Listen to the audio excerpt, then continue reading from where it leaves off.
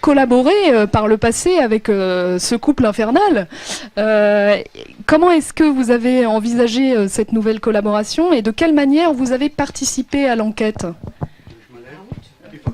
Je me lève. Alors donc oui, on avait fait un premier livre dans chez le même éditeur, La Ville brûle. Donc l'éditrice est cachée quelque part par là. On l'a vu passer. C'est elle qui avait eu l'idée la première fois de nous joindre tous les trois. Donc moi j'étais ravi. Je connaissais un tout petit peu le travail de Monique et Michel. J'avais lu quelques livres, j'avais vu quelques vidéos. Donc voilà, j'étais ravi de faire ça parce que je suis dessinateur de presse. Enfin, j'étais dessinateur de presse pendant des années. Et puis, en fait, maintenant, je fais quasiment que de la bande dessinée. Mais j'étais ravi de reprendre ce crayon de dessinateur de presse qui m'allait bien, même si c'est pas pour la presse, mais pour l'édition. Mais enfin, dessinateur de conviction. Et donc, on a fait un premier livre qui s'appelle Pourquoi les riches sont de plus en plus riches et les pauvres de plus en plus pauvres, qui était à destination des jeunes, d'un jeune public. Et puis à la suite de ça, je crois que c'est encore une idée un peu de Marianne. Marianne savait que Monique et Michel avaient suivi tout ce projet d'un centre de construction pour SDF dans le 16e. Et Marianne a proposé à nouveau qu'on retravaille tous les trois ensemble sur ce projet-là. J'ai dit banco. Et voilà, donc c'est devenu ce livre Panique dans le 16e. Et actuellement, on en fait même un troisième. Mais on en dira plus tard. Voilà. Est-ce que c'est pas aussi un moyen pour vous, Monique, d'élargir votre lectorat, justement dans un moment où il est peut-être nécessaire ou urgent de dévoiler les rapports de domination qui sous-tendent la société? Oui, tout à fait. Le dessin, la dynamique d'une écriture sociologique mêlée à une écriture d'un dessinateur comme Étienne, ça fait exploser la pensée, ça donne à comprendre les rapports de classe, ça donne à comprendre le fonctionnement de cette classe oligarchique que nous avons fréquentée, Michel et moi, pendant près de 30 ans. Et du coup, c'est très important dans la période que nous vivons aujourd'hui, qui est particulièrement violente dans les rapports de classe. C'est très important pour pouvoir penser au changement et à l'action, de véritablement sentir le bourgeois, c'est-à-dire sentir leur fonctionnement, incarner les rapports de classe. C'est extrêmement important de ne pas penser en slogan, de penser en classe sociale, en rapport de domination, en rapport d'exploitation. Mais même ça, il ne faut pas que ça soit slogan. Il faut que ce soit une construction sociologique, un travail d'enquête avec plusieurs écritures qui s'entremêlent et qui finissent par vraiment atteindre, vous avez raison Perrine de dire, d'élargir le lectorat, mais en même temps de donner des armes plus puissantes au lectorat qui est le nôtre. Alors, donc le livre, il commence par cet événement incroyable que nous ne pouvions pas imaginer vivre, Michel et moi, puisque pendant des décennies, les grands bourgeois, les nobles fortunés, les hommes politiques, les ministres, enfin tous ceux qui nous ont reçus chez eux, dans l'intimité parfois de leur château pour des week-ends, dans l'intimité de leur équipage de chasse à courre, dans l'intimité de cocktails, enfin je vais vous faire pâlir d'envie, ou je ne sais pas. Bref, tous ces gens-là étaient extrêmement polis, courtois, sous contrôle absolu. Même pendant les entretiens de sociologues, moi qui me pensais que j'étais capable de faire parler des cadavres, eh ben, je peux vous assurer qu'ils contrôlaient parfaitement la situation d'entretien et que j'ai vécu la violence symbolique comme Michel et comme beaucoup de sociologues qui décident de travailler sur ceux qui s'accaparent toutes les richesses et tous les pouvoirs, qui en imposent, qui vous font comprendre que vous n'êtes rien, qui vous font comprendre, le mépris de classe que nous connaissons aujourd'hui, depuis tout en haut de l'Élysée. Et donc, ce qui s'est passé le 14 mars 2016, cette violence verbale des habitants du 16e. Nous connaissions beaucoup de monde dans l'amphithéâtre dans lequel nous avions pris place. C'était inattendu, c'était incroyable. On n'en revenait pas, c'était vraiment les masques étaient tombés. Pourquoi ? Eh bien, uniquement parce que c'était la goutte d'eau qui a fait déborder le vase.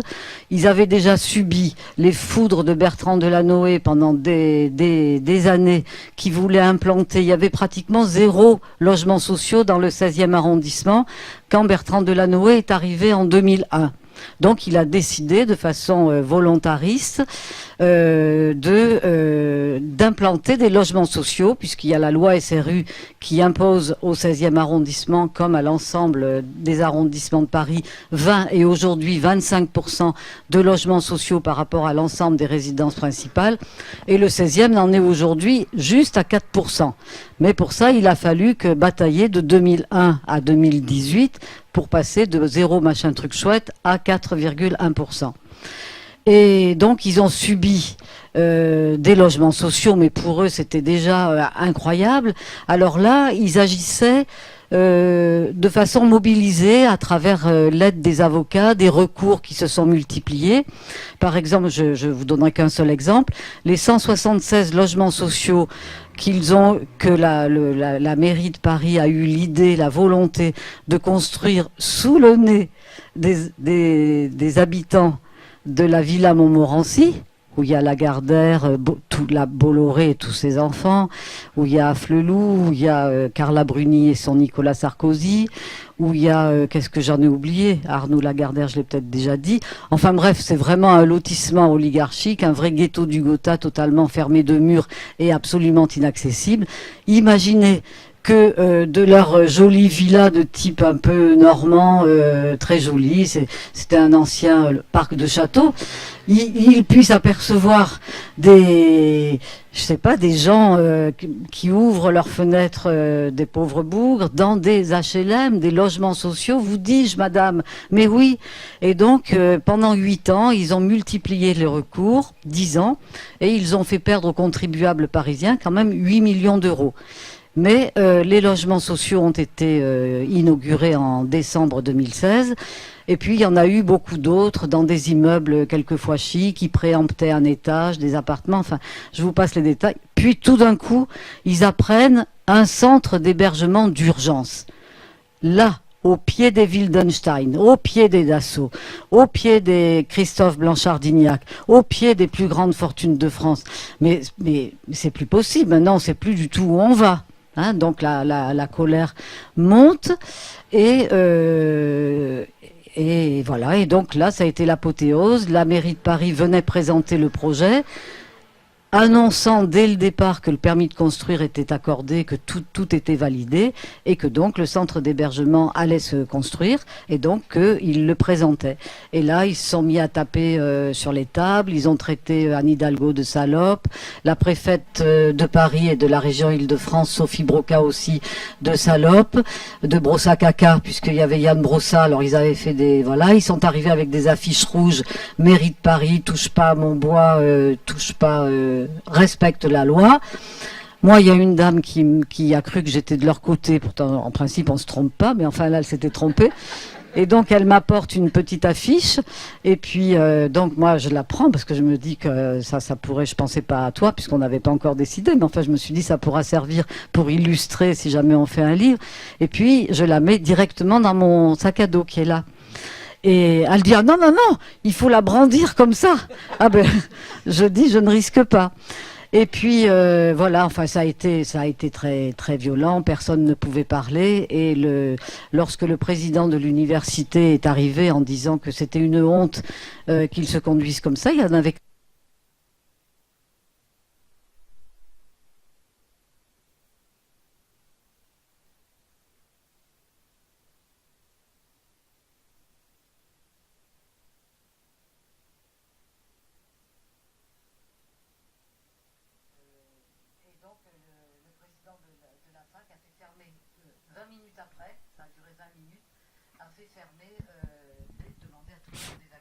Petit problème. Déclarant la séance close.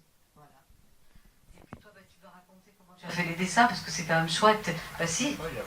Non, mais les dessins pour la soirée, mais si, comment tu fais rire les gens? Alors j'ai pas fait grand chose. Moi j'étais pas à cette soirée. Hein. Je l'ai vu comme j'imagine beaucoup d'entre vous par les vidéos sur internet et puis par des émissions télé.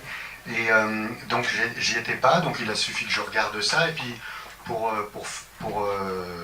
illustrer ça, j'avais vraiment rien à faire. Mon boulot c'est de montrer des choses ridicules. Et là les arguments que déployaient ces grands bourgeois du 16e arrondissement étaient tellement ridicules en soi que j'ai juste eu à recopier ce qu'ils disaient et voilà, tout mon boulot était fait. Donc c'était un boulot facile. Bon, bah, je sais pas, alors je peux parler, oui. C'est vrai pour la réunion du 14 mars. Après, je trouve qu'il y a d'autres planches, d'autres dessins que vous faites qui, grâce à l'humour aussi, permettent quand même de mettre à distance la gravité des observations faites par les Pinsons Charlot. Oui, c'est vrai. Je vais pas me minimiser. Alors je regrimpe hein, sur mes grandes guiboles. Oui, je vais pas minimiser mon travail. C'est vrai qu'après il y a tout ce boulot-là. Alors mon boulot, c'est juste d'essayer de rendre un peu plus accessible à tout le monde, ce que disent Monique et Michel. Mais voilà, donc et de faire des blagues un peu avec ça. Donc comment j'ai travaillé? J'ai pris les textes de Monique et Michel, les comptes rendus qu'ils ont faits. Il y a des parties que j'ai retraduits en bande dessinée. Donc il y a la grande réunion, donc du combien, j'oublie toujours, du 14 mars 2016. Donc voilà, je l'ai juste remis en scène comme ça. Alors oui, dans ce livre-là, comme il est beaucoup question de lutte d'espace, je me suis dit, moi, je vais investir l'espace de la page, à savoir la bande dessinée.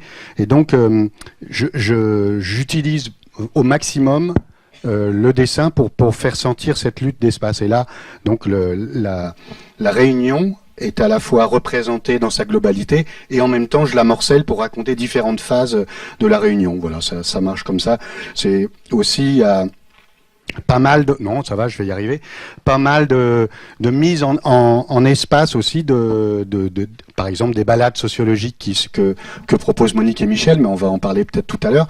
Donc je les visualise et je montre comment on peut se promener et arpenter le territoire du 16e arrondissement. Il y en a une deuxième balade sociologique comme ça. Voilà, et après il y a peut-être qu'on en reparlera, mais voilà, mon boulot c'était ça, de mettre en scène et de mettre dans l'espace de la page cette lutte de l'espace. Et puis après il y a plein de petits dessins d'humour qui ont été faits dans le cours du bouquin. Ça c'est vraiment un travail très classique de dessinateur. Donc je prends leur texte et je rajoute des petits gags. Je force un peu le trait pour faire rire. Voilà. Et puis il y a une idée qu'a proposée Marianne Zuzula, donc l'éditrice, c'est de faire des petits blasons. Donc régulièrement il y a des petits blasons avec des proverbes, des formules qui nous semblaient très adaptées à ce qui s'est dit et fait voilà, dans toute cette lutte. Voilà.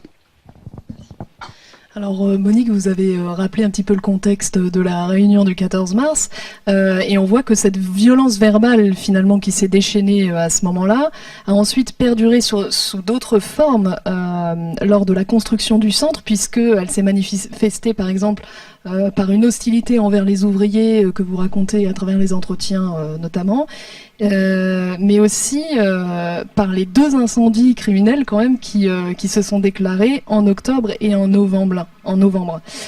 Vous parlez beaucoup de la violence symbolique des riches, mais n'y a-t-il pas ici une évolution qui reflète peut-être aussi des tensions sociales exacerbées ? Tout à fait. Cette violence donc verbale et cette violence physique à travers 2 tentatives d'incendie, parce que le centre d'hébergement est provisoire, il doit partir maintenant dans 2 ans. Et ce sont des modules en bois, c'est très joli d'ailleurs, c'est un travail magnifique, des modules en bois. Et donc dans les conversations, il disait mais c'est pas bien de mettre des anciens SDF dans des habitations en bois, ça va brûler. Et donc, il parlait beaucoup de l'incendie. Et de fait, il y a eu 2 tentatives d'incendie qui ont été vite maîtrisées parce que c'est un centre d'hébergement qui est tellement sous contrôle, menacé sous contrôle, qu'il y a des travailleurs sociaux de l'association Aurore qui sont là en permanence 24 heures sur 24. C'est-à-dire que c'est un centre qui est totalement gardienné et sous contrôle absolu. Ça, je peux vous le dire. On en reparlera. Alors, votre question, c'était quoi? Ah oui, c'est ça. Oui. Ouais. Oui, à de la violence physique, à de la violence verbale inattendue. C'est vrai que, vous voyez, les gens les plus riches, ceux qui s'accaparent toutes les richesses et tous les pouvoirs, ces oligarques, ces prédateurs, eh bien, ils refusent la solidarité nationale. Alors, par exemple, ils refusent de payer leurs impôts.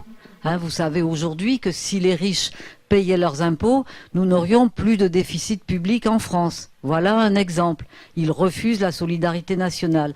Ils ont souvent des actions dans les multinationales françaises comme Vinci, Total, ou même des multinationales américaines à travers des processus de placement collectif au PCVM, ça s'appelle.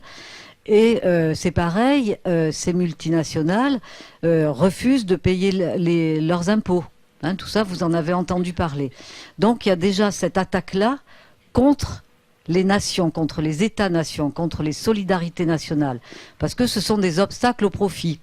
Et ça, on peut le décliner comme ça jusqu'au niveau de la France, du 16e, où le 16e, là, qui concentre quand même beaucoup de gens très riches, de familles qui sont riches de génération en génération, ces gens-là refusent absolument la solidarité avec les plus démunis. La solidarité qui passe par l'État. La petite charité, chaque dame patronnesse à son pauvre, et il ne faut surtout pas le lui voler. Mais là, on n'est pas du tout dans la charité catholique et tout ça. Non, on est dans la solidarité. La solidarité. Eh bien, ça, il la refuse. Donc, il la refuse pour les logements sociaux. À Neuilly, le maire préfère payer une amende. Et en plus, il s'arrange pour ne pas payer l'amende parce qu'il est copain du préfet. Tout ça, c'est toujours des trucs très compliqués et tordus que je vous épargnerai. Il préfère payer en tout cas une amende en millions d'euros plutôt que de respecter l'obligation d'avoir 20% de logements sociaux sur son territoire. C'est pareil dans le 16e arrondissement. Je l'ai déjà dit pour les HLM en face de la Villa Montmorency. Et c'est pareil pour le logement d'urgence. Alors, il y avait zéro centre d'hébergement d'urgence dans le 16e arrondissement, alors que dans tout le reste de Paris, il y en a 80.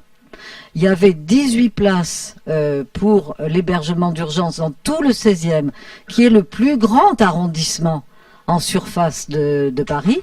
Hein, donc, il y a de la place. Et il n'en a que 18, alors que dans le 20e, ben là on est quoi dans le 20e? Dans le 20e, je me souviens plus du chiffre exact, mais ça doit être 3600, enfin, ça n'a rien à voir. Vous voyez, dans le 13e, ça j'ai retenu, c'est 2000.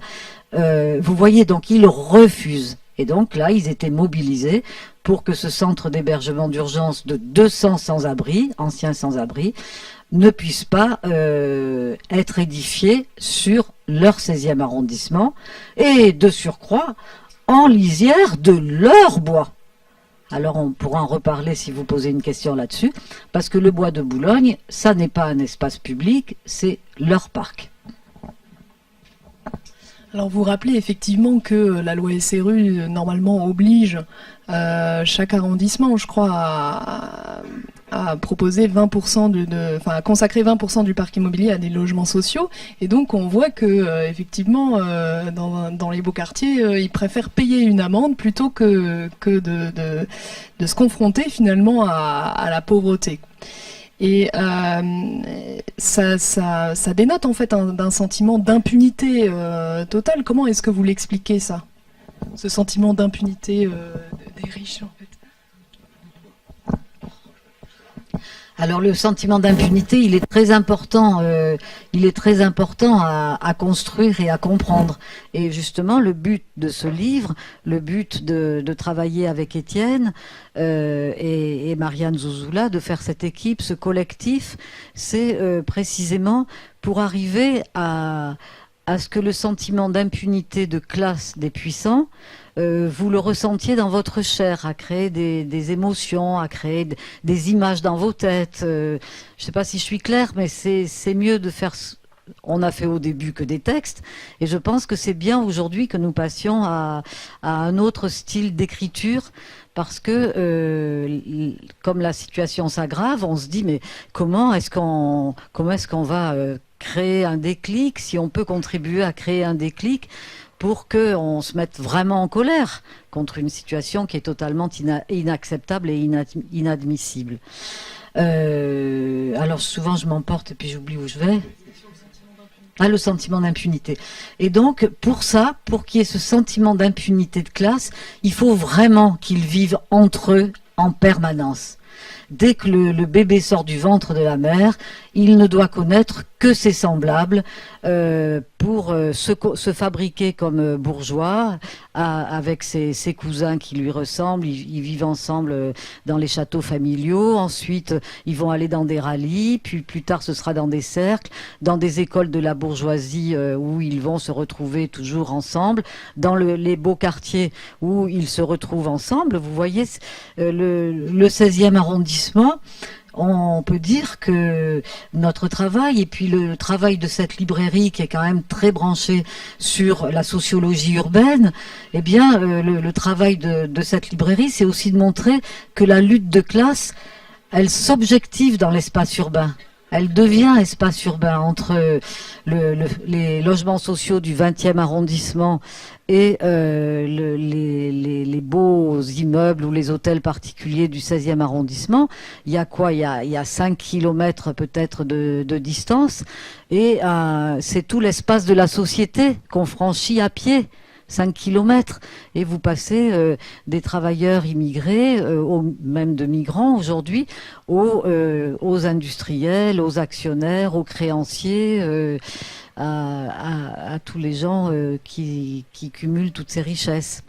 Et donc l'impunité, elle se construit dans le fait de vivre toujours avec ses semblables et de n'avoir aucun contact, ou très peu, sauf pour les gens qui sont à votre service, mais c'est pas le même rapport social, parce que il faut absolument être convaincu que vous êtes les meilleurs. Il faut être absolument convaincu que vous avez tous les droits. Tous les droits. Il faut être absolument convaincu que l'arbitraire des titres de propriété que vous touchez en naissant simplement à Neuilly plutôt qu'à Bobigny, en naissant dans le 16e plutôt qu'à Belleville, tous les titres de propriété des entreprises, des médias, des valeurs mobilières. Aujourd'hui, ça forme les 3/4 des patrimoines des plus riches, c'est-à-dire les actions, les obligations, propriétaires des patrimoines immobiliers, propriétaires des ressources naturelles aujourd'hui, de l'eau, des ressources agricoles, de tout. Aujourd'hui, et avec Macron et l'ensemble des privatisations qu'il est en train de mettre en route avec le rail, les barrages, les aéroports et tout le reste, on voit qu'on est face à des cadeaux aux plus riches à travers la privatisation, qui est une marchandisation de tout ce que nous avons construit, nous, peuple de France, à travers les services publics conçus à la libération par le Conseil national de la résistance.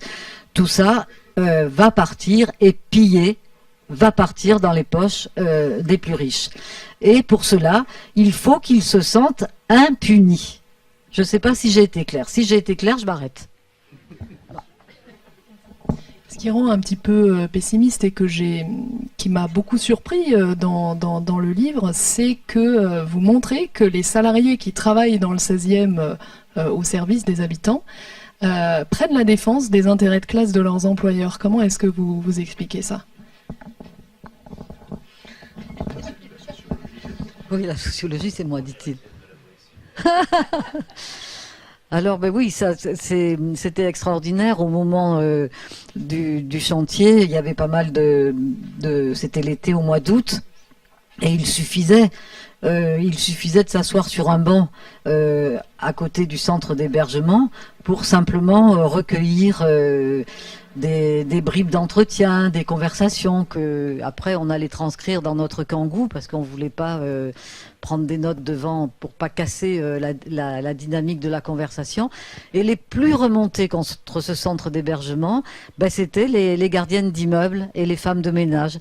C'était vraiment incroyable, mais une colère mais qui était forte. Par exemple, je me souviens une qui dit « Mais vous vous rendez compte comment c'est injuste, eux, les gens là, peut-être ça sera des migrants avec des enfants.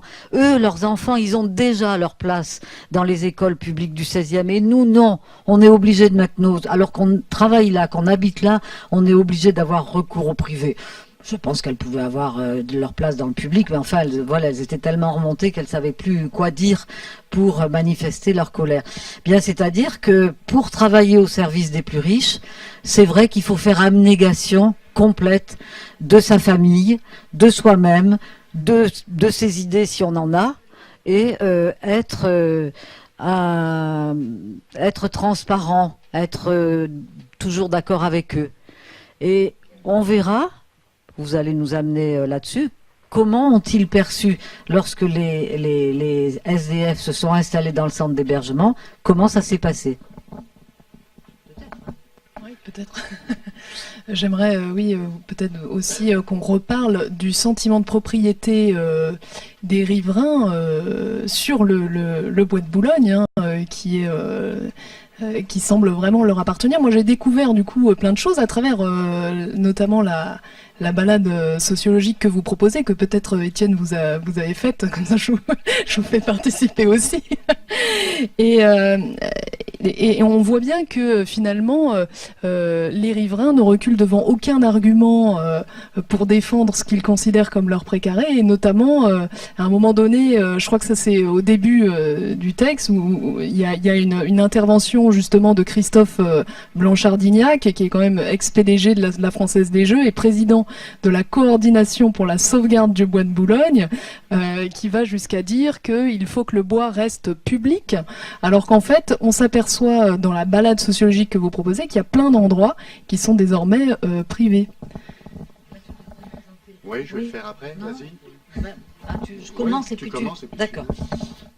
Alors, donc, c'est quand on parle de promenade sociologique, il faut bien que vous compreniez, ou de dessin, que c'est tourné toujours dans la même démarche. On veut essayer que vous alliez sur place, que vous alliez, comme je dis, parce que cette formule me plaît, sentir le bourgeois, mais que vous alliez vraiment sur place.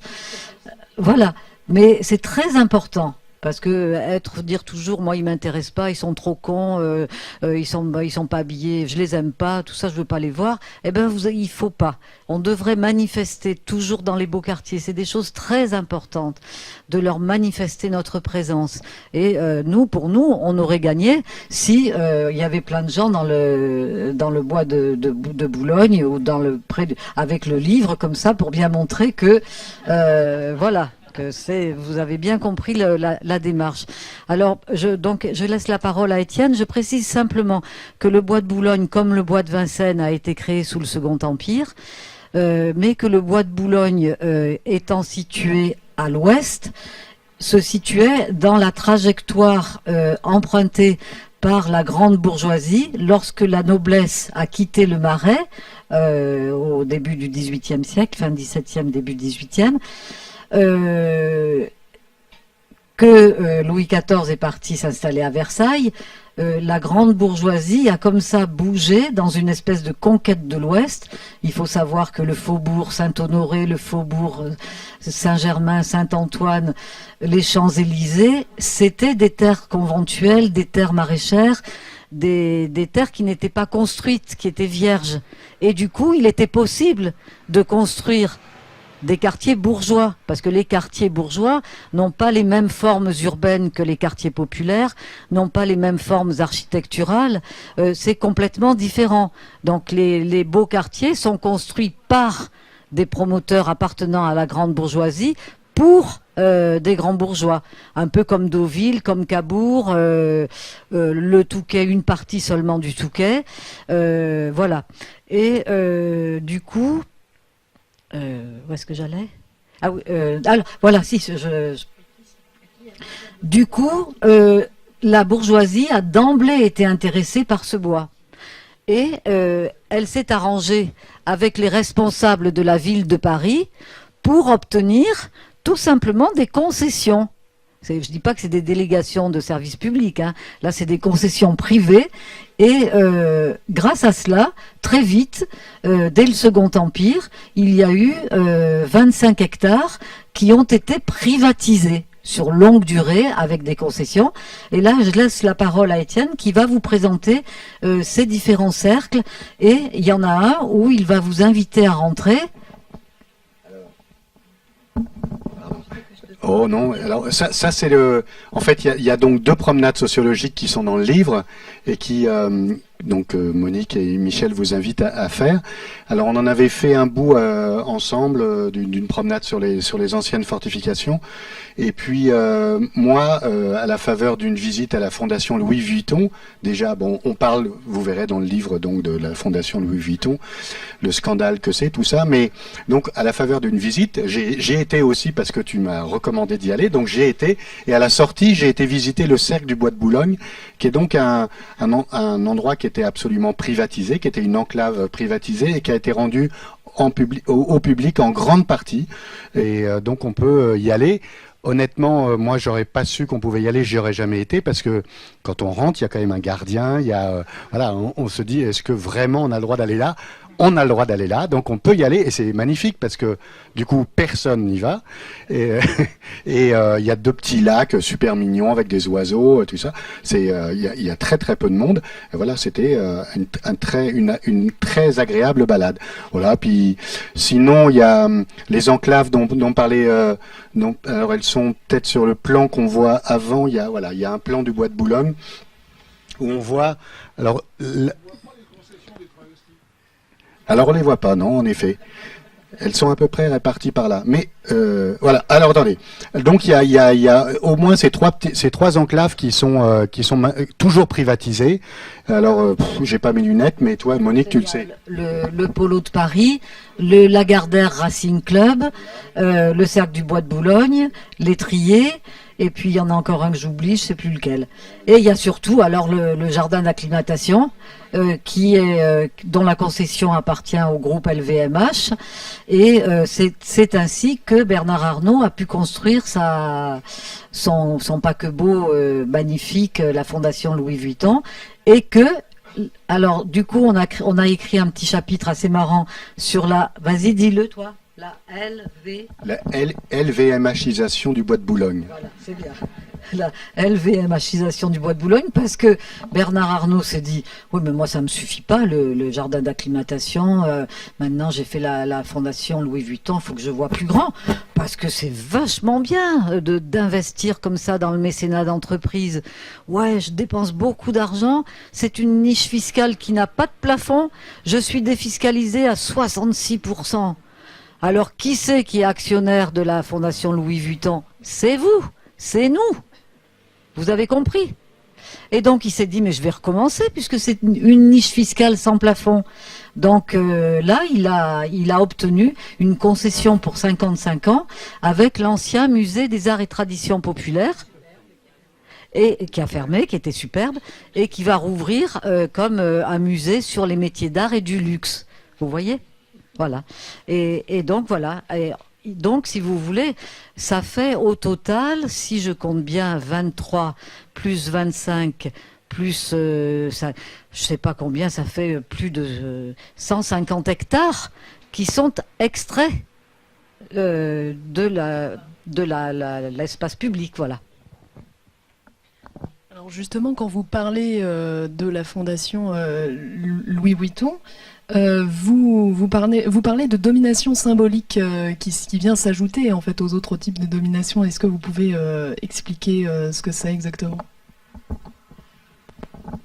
La domination symbolique, il y a la domination économique, Hein, c'est-à-dire que les détenteurs des titres de propriété des entreprises exploitent la force de travail de ceux qui ne sont pas propriétaires. Hein. La propriété avec le système capitaliste donne absolument tous les droits d'exploiter, d'asservir, d'esclavagiser. Donc ça, c'est ce qu'on appelle la domination économique. Et puis, la domination symbolique, c'est cette forme de domination qu'a beaucoup développé Pierre Bourdieu, qui fait que les esclaves, les salariés, les travailleurs, ils reconnaissent aux puissants leur supériorité pour dominer qu'une petite poignée, une concentration de quelques individus puisse dominer le reste de la société. C'est quand même très fort. Et comment se passe cette domination symbolique? Eh bien, notamment, là on le vit tous les jours. Aujourd'hui, vous savez qu'en France, 9 milliardaires possèdent 90% des médias. Donc aujourd'hui, c'est plus de l'information que nous avons, c'est de la propagande, Et c'est absolument incroyable comment ça arrive à nous perturber nos cerveaux, à perturber notre pensée. On se croit plus fort que tout, on se dit ils nous auront pas, mais si, ils nous ont quand même. Et oui, non, vous avez l'air sceptique sur tout ce que je dis, mais on pourra en reparler. Donc du coup, avec la propriété des médias, avec les manipulations linguistiques et idéologiques, eh bien, ils arrivent à passer de la domination économique à cette domination symbolique qui est aujourd'hui assez royale pour eux, il faut bien le reconnaître. Alors finalement l'enquête s'achève sur le constat d'un certain apaisement des riverains après l'inauguration du centre. Comment est-ce que vous expliquez cet apaisement et puis qu'est-ce qu'on peut attendre pour la suite? Parce qu'il y a aussi le fait que en fait ce centre d'hébergement est provisoire, hein, donc il sera de toute façon bientôt démantelé. Est-ce que vous allez suivre le dossier? Oui, juste on a été donc à l'anniversaire, au premier anniversaire de ce centre. C'est vrai que là ils l'ont vraiment manifesté, ils nous l'ont dit et redit. Tout se passe bien, tout est apaisé, c'est vrai, mais tout est fait pour que ça soit apaisé. C'est-à-dire que tout ce centre, il est vraiment fait pour qu'il ne gêne pas du tout, quoi, qu'il soit le plus invisible possible. Et voilà, donc en effet, ça marche. Et voilà, tout. Alors il y a quand même des croisements. Ça, c'était quand même les choses qui étaient agréables en visitant ce centre, c'est qu'il y a quand même des gens du 16e, de l'université Paris-Dauphine, par exemple des jeunes de Paris-Dauphine qui vont donner des cours à des gens du centre d'hébergement. Il y a quand même des croisements comme ça, des visites, des musées, etc. Il y a quand même des choses qui s'organisent. Mais enfin, tout le centre, d'ailleurs Monique nous le faisait remarquer, le centre même n'est pas tourné vers le 16e arrondissement, il est tourné vers le bois de Boulogne, enfin vers le périphérique, parce qu'en fait, il y a le périphérique juste derrière. Donc, il est tout fait pour que même si des enfants du centre sortent, ils restent voilà, ils soient pas visibles donc voilà, on cherche à ce que les gens soient le plus invisibles possible, et ça marche, donc ça se passe bien. Voilà. Et donc, le centre doit déménager donc 2016, 3 ans, ça fait 2019, donc c'est-à-dire c'est pas cette année au mois d'octobre, mais octobre 2019. Et donc nous on pense que puisque ils sont tous si contents, puisque ça se passe si bien, eh ben on va peut-être lancer une pétition pour que le centre reste là où il est, parce que ça coûte très cher aux contribuables parisiens, le fait de le bouger. Voilà, puisqu'ils sont contents, ben c'est très bien. Bravo à ceux qui ont eu cette idée, qui l'ont menée, qui ont bataillé, qui ont peut-être souffert de recevoir des colibets pas très agréables. Je pense aussi à Yann Brossa qui en a vraiment pris son compte le jour de Dauphine, et qui a tenu bon. Il est frêle, mais il est comme le roseau, il plie, mais il ne casse jamais, Yann Brossa. Et donc voilà, je trouve que ça serait bien que s'il y a des gens qui pensent que c'est le moment venu, une cause intéressante, ça pourrait être bien de dire, de les piéger comme ça, en disant, oui, il n'y a aucune raison que ce centre parte, nous on est pour qu'il reste. et que ce soit reconduit. Là, on reconduit l'autorisation de rester. Ça restera toujours un centre provisoire parce que les modules sont posés à même le sol. Vous voyez, c'est posé, c'est pas, il n'y a pas de fondation. Merci beaucoup. Pour ma part, j'en ai terminé. Je vais peut-être laisser au public la possibilité de vous interroger à son tour. Voilà. J'ai une question directe par rapport à... Alors, vous prenez quand même le micro. Parce que sinon c'est trop cruel. Oui. Donc moi, la question qui me vient, c'est pourquoi c'est pas un centre qui doit rester? Pourquoi ils l'ont fait destiné à partir? Est-ce que c'est justement parce que c'est à cet endroit-là? Ah oui, non, c'est parce que c'est le 16e arrondissement que il fallait que ce soit provisoire et c'était pour 5 ans. Et donc, dans les négociations que la ville de Paris a menées avec les grands bourgeois dont j'ai parlé, eh bien, ils ont reculé à 3 ans pour quand même... Voilà, le pouvoir est toujours là. Et en principe, sauf si on manifeste quelque chose, un contre-pouvoir, le centre d'hébergement devra rapatrier, je sais pas, là, du côté de Belleville, ça a l'air sympa. Hein? C'est très sympa. Voilà.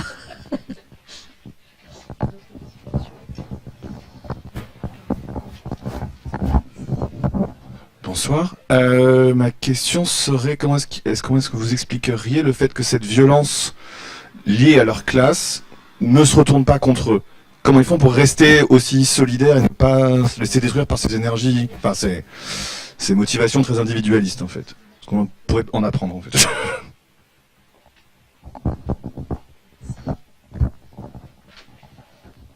Oui, alors ça c'est l'ensemble de nos travaux à Michel et moi montre que l'on est face à une classe sociale au sens marxiste du terme, c'est-à-dire l'ensemble des propriétés, des titres, des détenteurs des titres de propriété. C'est très important de le dire parce que c'est ça que toute leur propagande idéologique et linguistique essaye de gommer en nous faisant croire qu'il y a un ascenseur social, que si on travaille bien à l'école, on va pouvoir... Non, il y a vraiment une ligne de fracture totale entre ceux qui sont propriétaires et les autres.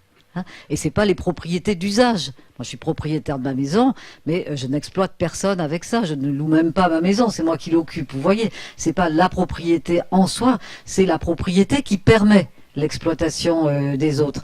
Et cette classe sociale, donc, concentre tous ces titres de propriété et du coup, en vivant toujours entre elles, dans les mêmes espaces, en se cooptant dans tous les conseils d'administration, toutes les instances de pouvoir, Bilderberg, la trilatérale, à l'échelle européenne, à l'échelle de la planète, eh bien cette classe qui existe donc en soi, en étant propriétaire des moyens de production, existe aussi pour soi, c'est-à-dire qu'elle est toujours en train de défendre ses intérêts.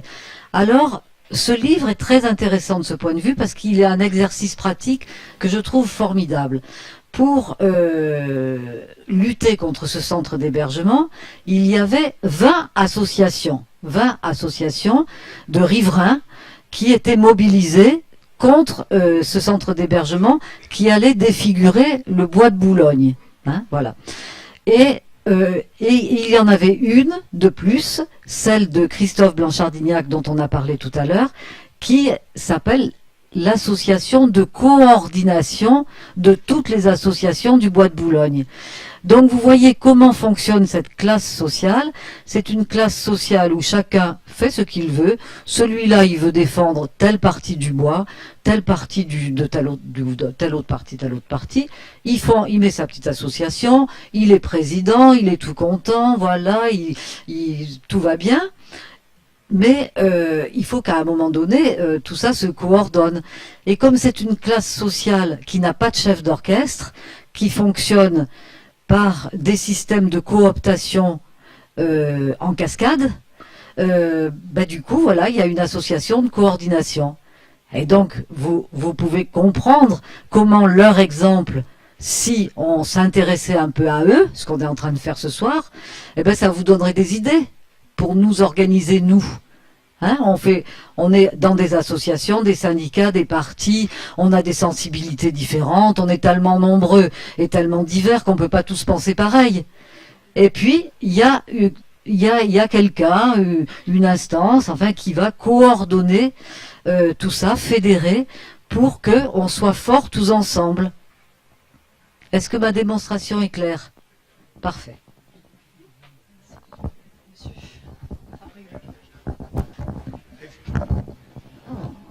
Bonsoir. Oui, vous êtes en train de nous dire que le 16e, c'est une ZAD, zone d'aménagement dominante, et qu'effectivement, il y a des réactions un peu épidermiques. Alors sur le provisoire, moi je vous signale quelque chose, je suis rentré 5 jours en intérim dans une société, j'y suis resté 38 ans. Alors le provisoire pour moi, ça peut quelquefois durer longtemps. Les Parisiens connaissent ça, des fois on prend un petit appartement et puis après on y reste, y compris quand on est dans les HLM et qu'on devrait payer une surcotisation. Mais c'est pas pour cela que je voulais prendre la parole, c'est pour vous demander si la réaction qu'ont eu ces riches, ou ultra riches, n'est pas la même que celle que moi j'ai connue, j'habite Toulon, hein, donc c'est juste à côté.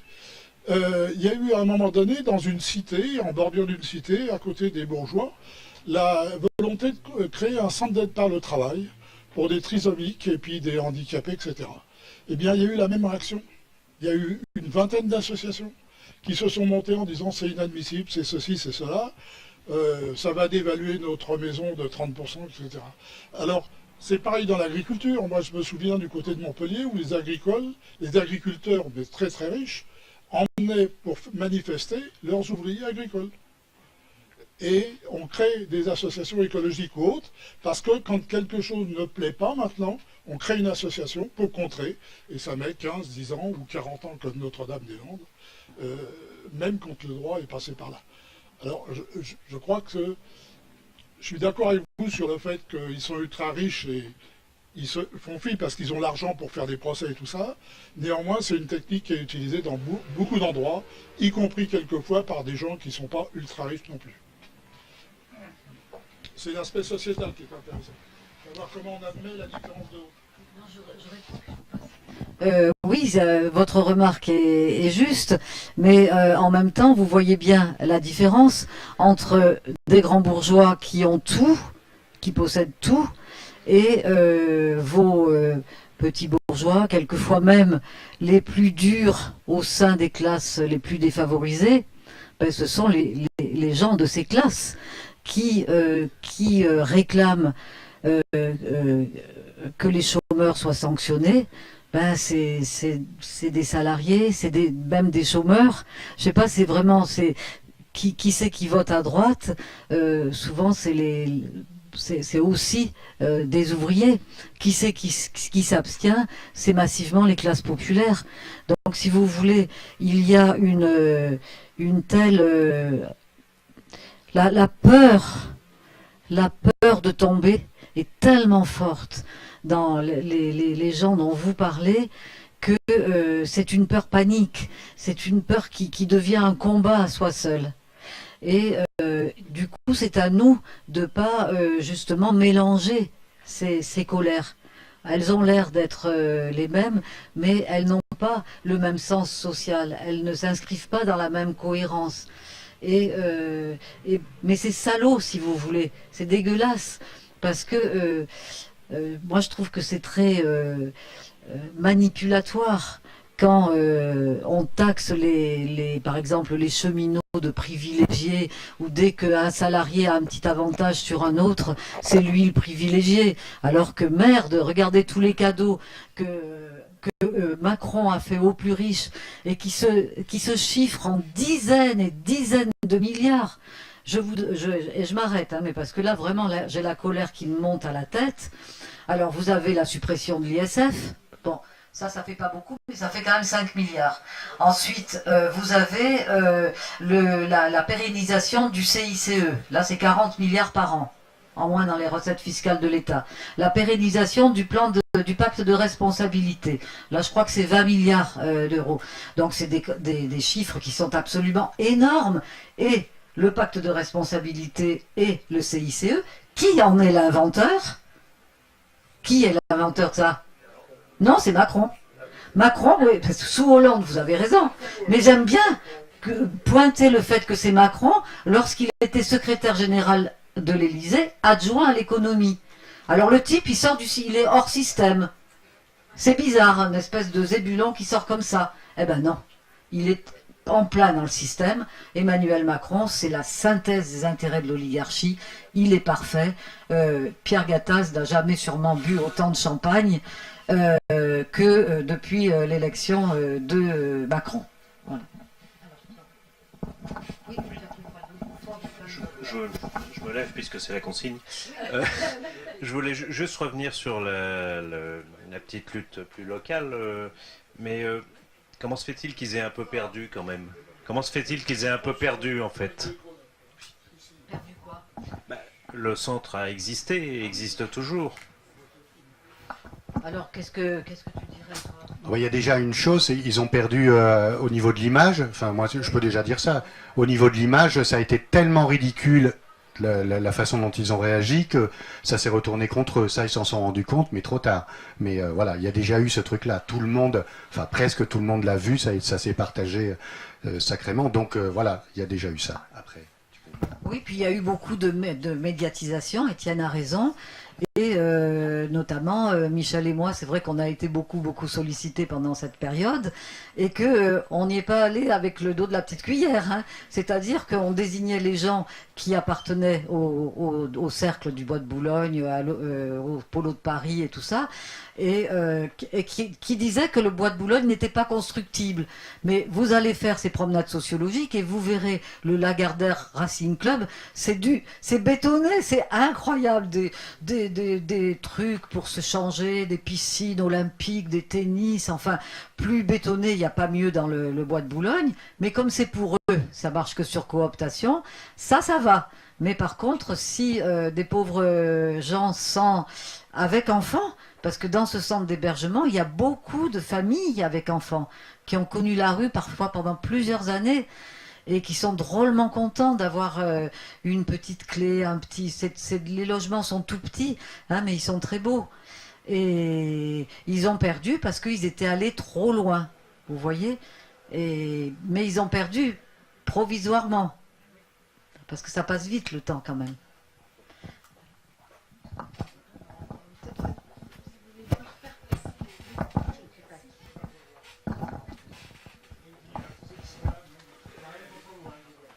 Chère Monique, j'ai eu le plaisir de travailler avec vous sur votre bouquin sur les châteaux. Je ne sais pas si vous vous souvenez. Oui. Voilà. Non, c'est pas pour... Oui, si vous voulez. J'étais pas inspecteur, mais c'est pas grave. Voilà. Non, mais justement, j'ai eu le tort peut-être de travailler à la direction du patrimoine à l'époque, au ministère de la Culture. Et ma question est un peu liée à ça. C'est-à-dire... Bon, sans être évidemment, sans aller au secours des bourgeois, évidemment, et sans prendre parti pour eux, est-ce qu'il n'y a quand même pas à propos du Bois de Boulogne, qui est d'ailleurs, entre parenthèses, aussi un haut lieu de la prostitution, donc il y a un côté populaire, si on veut. Est-ce qu'il y a... Est-ce que vos études, vos recherches remarquables ne mettent pas le doigt aussi sur une contradiction, notamment pour la ville de Paris, entre la politique de préservation du patrimoine, de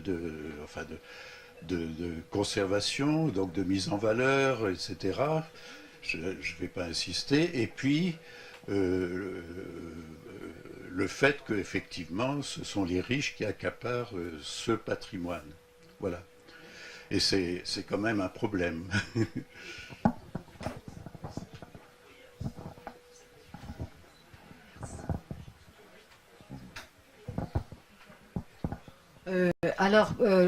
Votre question est intéressante et puis j'en profite pour vous remercier une nouvelle fois pour ce que vous avez fait pour nous.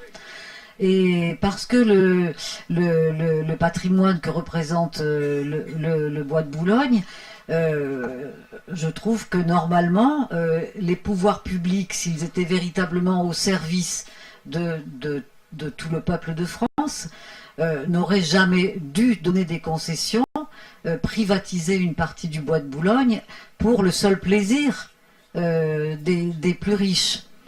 Et dans votre question sur le patrimoine, vous n'intégrez pas la loi d'Ayagon de 2003, c'est-à-dire vous n'intégrez pas le fait qu'il y a une défiscalisation et une aide, et c'est pour ça que vous nous aviez aidé pour notre travail sur les châteaux, parce que la niche fiscale du patrimoine historique est une niche fiscale sans plafond. Sans plafond. On peut défiscaliser, y compris, on a le fioul à l'œil, la tondeuse à l'œil. Tous les frais de fonctionnement d'un bâtiment classé monument historique peuvent être potentiellement déductibles. Voilà. Et donc, ok.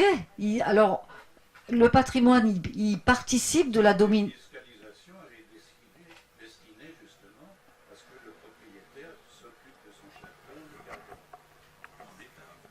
Voilà, mais non. D'accord, mais n'empêche que c'est le châtelain qui est dans son château et nous on vient le visiter au moment des journées portes ouvertes. Hein, c'est lui qui vit là et c'est quand même l'État, c'est nous les contribuables qui lui payons son confort. Hein, donc voilà, et le patrimoine, ça participe véritablement de ce que j'ai appelé la domination symbolique. Quand vous rentrez dans un château, vous rentrez dans l'ordre établi. Il y a une violence symbolique qui fait que ah oui, non, vraiment, qu'est-ce que c'est beau et tout ça, comment c'est bien organisé. Puis il y a des tableaux généalogiques, c'est des dynasties familiales. Comment ça en impose pour nous qui naviguons à courte vue la génération suivante. Et déjà, si on s'en sort, on est déjà bien content. Vous voyez, tandis qu'ils sont capables, et le patrimoine y participe, ils sont capables dans une vie humaine qui n'a aucun sens, qui est absurde, on va tous crever, on est là de passage totalement éphémère sur cette terre, et eux, ils arrivent à construire du sens, à donner de la cohérence à leur passage sur cette terre, justement en créant, grâce, je pense que vous serez d'accord, grâce au patrimoine, ce que nous appelons, nous sociologues, de l'immortalité symbolique. C'est juste trop fort, c'est plus sûr, l'immortalité symbolique, que de croire que vous êtes attendus au paradis.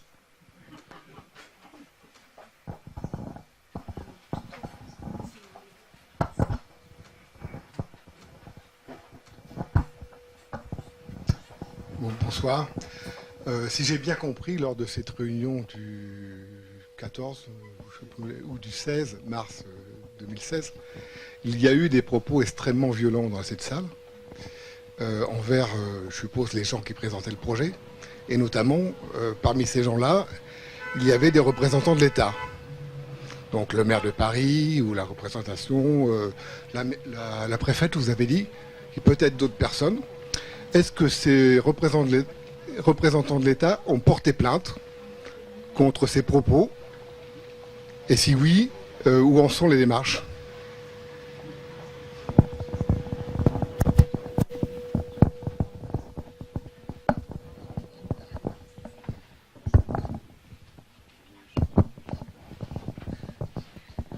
Alors évidemment, on a posé la question à Sophie Broca, qu'on a retrouvée, tu te rappelles, un jour dans le centre d'hébergement, et elle nous a dit non.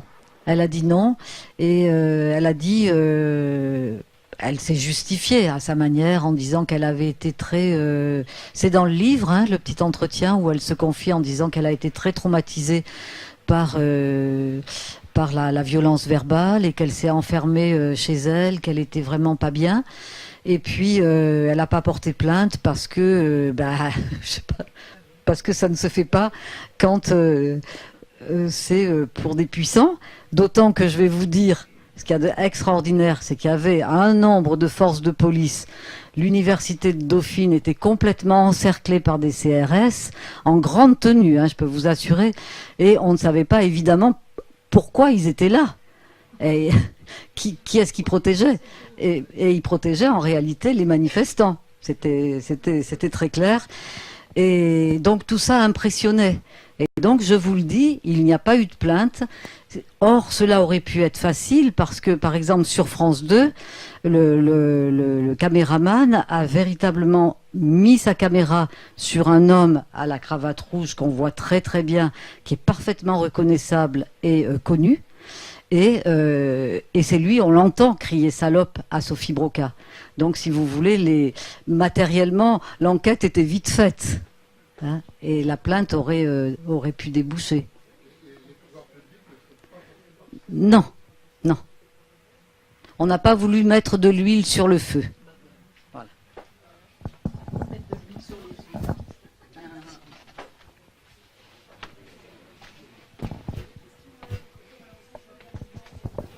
Bonsoir, merci. Dans un premier temps.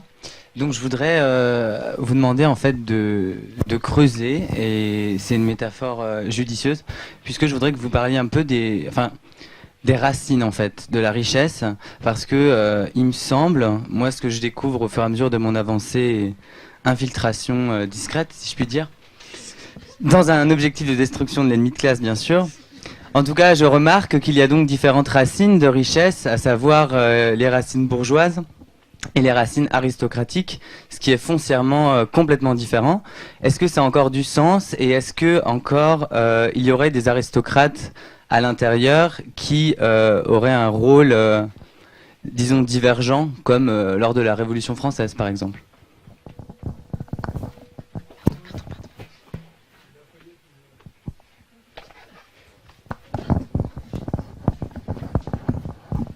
Alors merci pour cette question, parce que c'est vrai qu'à l'oral, ben forcément je dis l'oligarchie, la classe dominante, les riches, les bourgeois et tout ça, mais je sais qu'on a écrit beaucoup de livres où là on décortique l'hétérogénéité de cette classe. C'est une hétérogénéité qui est économique. Il y a des très riches comme Bernard Arnault, qui est premier de la classe, quatrième fortune mondiale, avec je ne sais plus combien de milliards d'euros. En tout cas, sa fortune à lui, dans sa fortune à lui, il y a 390, faut pas que j'exagère, 390 fois la fortune de la 500e fortune qu'Alain Ducasse représente en France. Ça, il y a 390 fois Alain Ducasse dans Bernard Arnault. C'est facile à retenir. Donc, c'est une dispersion qui n'existe pas dans le monde des salaires. Là, nous tous réunis, on n'a pas de différence de revenus 390 fois plus. Vous voyez, ça n'existe pas. Ensuite, il y a des différences dans la richesse culturelle, dans le capital culturel. Il y a des gens qui possèdent des sociétés de vente aux enchères, qui ont des collections d'art contemporain comme François Pinault, Bernard Arnault. Il y a la richesse sociale. Le capital social est différent, est très hétérogène dans cette classe sociale, mais chaque fois, on est toujours au très haut niveau. Et puis, il y a enfin le capital symbolique, qui est évidemment différent selon que l'on est noble ou bourgeois. Alors ça reste encore le rôle de la particule et de l'ancienneté dans la noblesse et dans la bourgeoisie. Ça compte toujours, c'est très fort. Mais si vous voulez, ce sont des constructions de sens commun, la noblesse et la bourgeoisie, et nous, comme sociologues, on s'est d'emblée placé sur une construction sociologique de la classe qui ne faisait pas fi de ces différences, mais qui considérait ces différences comme secondaires par rapport à la propriété des moyens de production. Et par ailleurs, il y a un travail magnifique d'un étudiant, d'ailleurs à nous, Cyril Grange, qui a fait un travail magnifique sur les mariages entre la noblesse et la bourgeoisie, en travaillant sur les bottins mondains depuis 1903 jusqu'en 2003.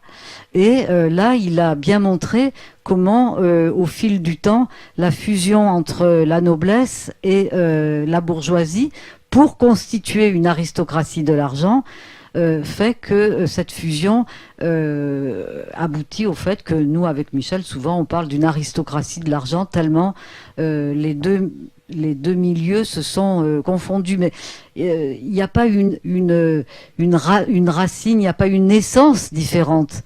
C'est des constructions sociales qui font croire que la noblesse, avec le sang bleu, que la noblesse serait d'une essence supérieure, d'une essence spécifique.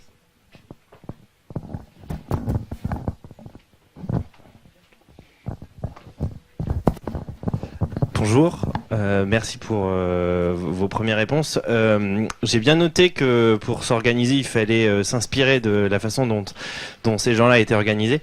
Ce que je me pose comme question, c'est comment on fait pour embarquer, pour mobiliser en dehors des cercles qu'on peut voir ici, c'est-à-dire les lecteurs des Pinceau Charlot et les clients d'une librairie telle que celle-là. Voilà. Comment on fait pour aller, pour sortir des cercles qui s'intéressent déjà à ces sujets-là?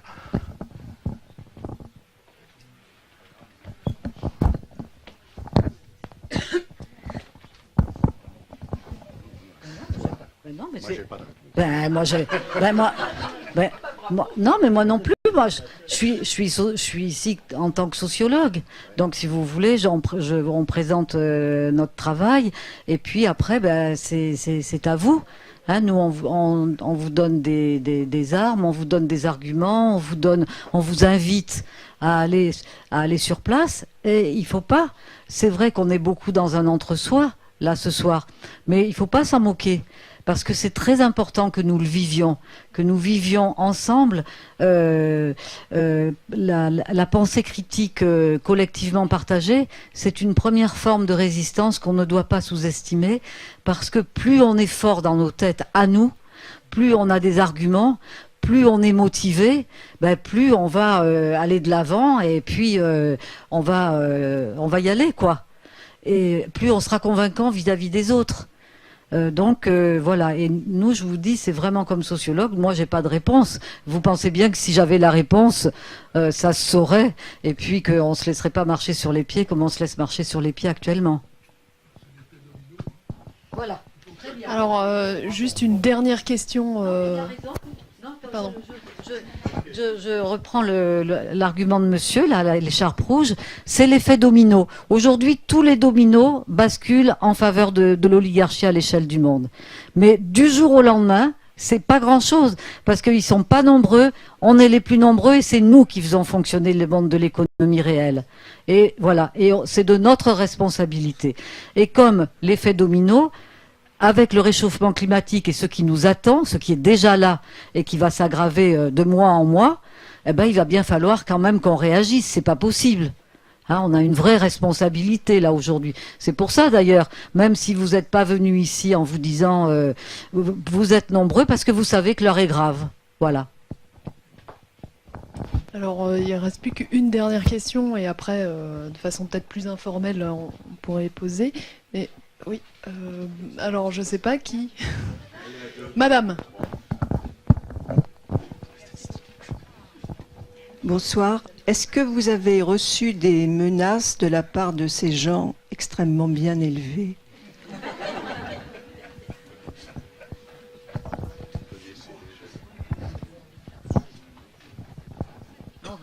Je demandais en aparté à Étienne si, depuis qu'il travaille avec nous, il avait reçu des menaces. Non, non, pas du tout, jamais. On a reçu, juste après la publication du Président des riches et l'enquête sur l'oligarchie dans la France de Nicolas Sarkozy, on a eu un contrôle fiscal.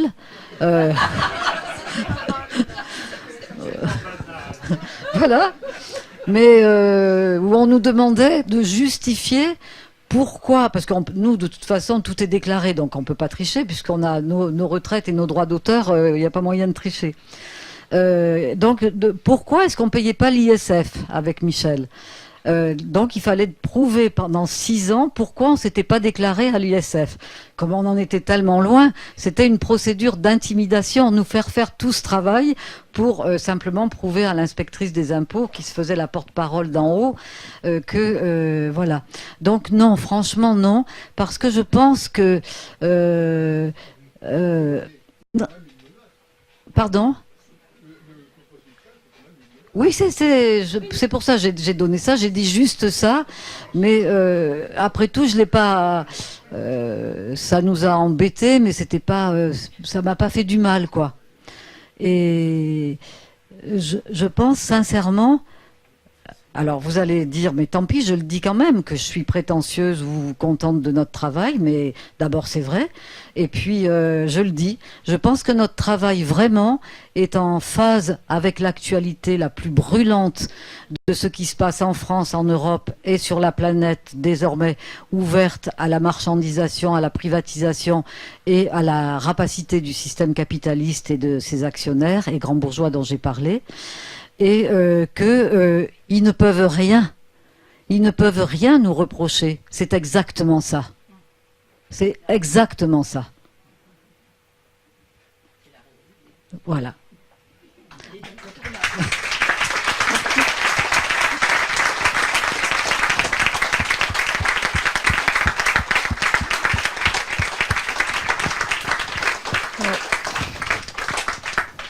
Merci beaucoup Étienne et Monique. Et je vous propose maintenant, alors vous pouvez faire dédicacer si vous voulez les ouvrages, hein, je vous mets à contribution. Et puis on va boire un verre et ranger. Voilà. Merci à tous. Hein. Voilà.